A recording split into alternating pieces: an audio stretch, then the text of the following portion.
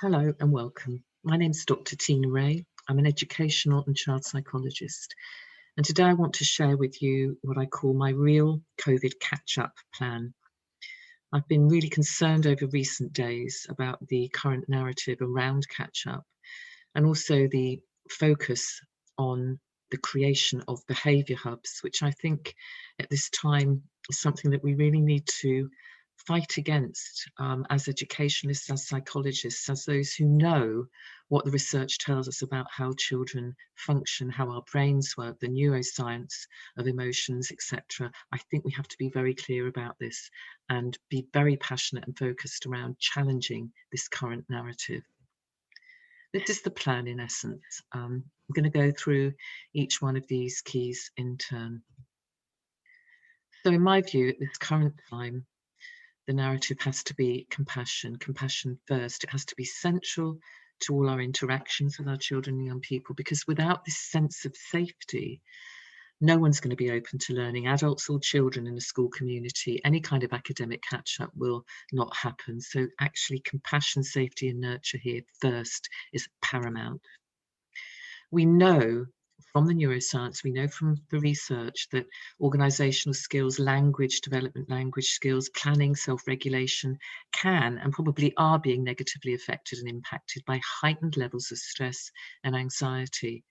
So again, talk of behaviour hubs is totally erroneous at this point in time, in my view. What we need to factor into our whole school systems and approaches are really ensuring that regulation happens first.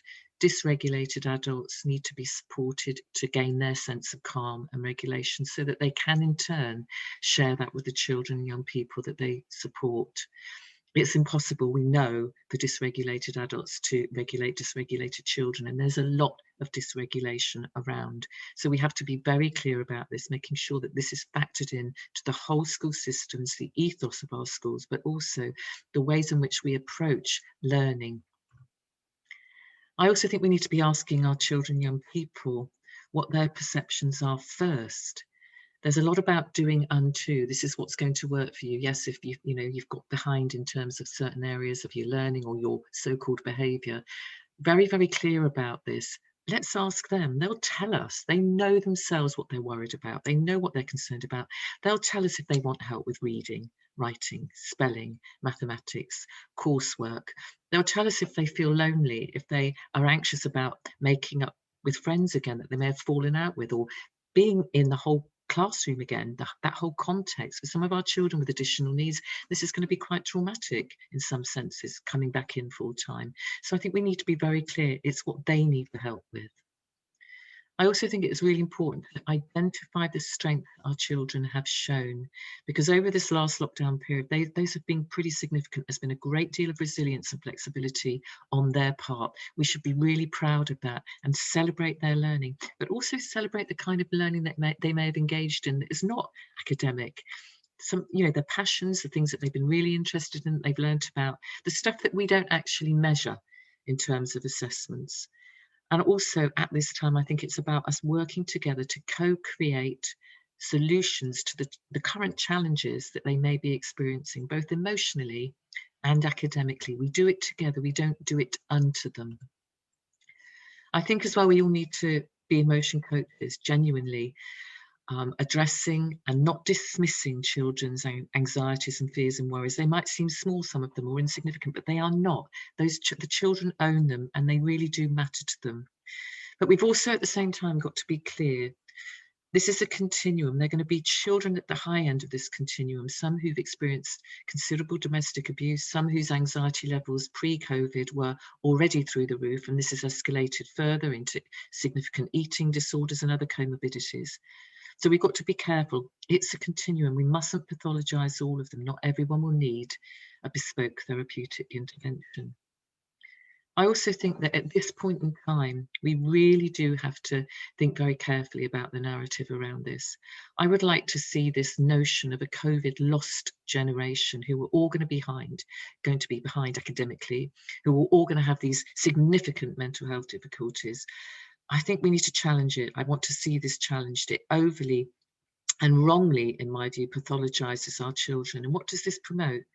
It just promotes, in my view, a sense of despair, and it increases children's levels of depression. Let's not bombard them with this, and let's not accept this as the message and the narrative. Let's challenge it. Let's seek to change it.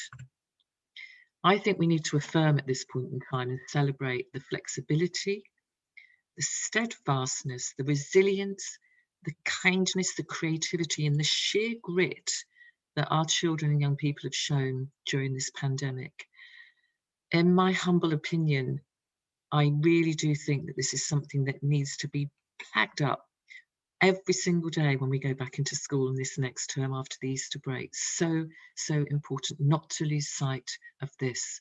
I'm a positive psychologist. I really believe that we need to affirm children's positives, the strengths now, as we go forward, and recognise that they themselves can value these strengths. They can use them again. They can go back and think, yeah, do you know, when I was really low, when I was down, this is what I did. This is what I did that helped me. These are the resources that I use. These are the key tools and strategies that I had at my disposal to keep my head right, to keep me emotionally okay. And also think about celebrating now the ways in which so many have learnt how to manage fears and worries. Really, really important. There's been a significant amount of emotional learning for many of our children over this period. Not for all of them, I grant that. And some are going to need really, really bespoke interventions.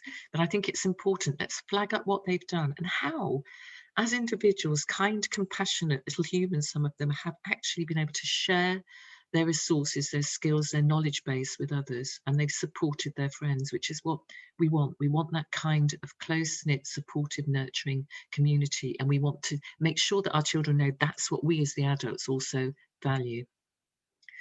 Highlight also the fact that we, the adults, are there for them. We're their safe space, and we're going to support them to move forwards, both emotionally and cognitively, because we know what to do. We've got the skills, we've got years of experience. Let's really big this one up. It's so important. And helping them to move forwards does not include creating behaviour hubs. It may be, and possibly should include, using that £10 million to actually provide additional mental health support in our schools.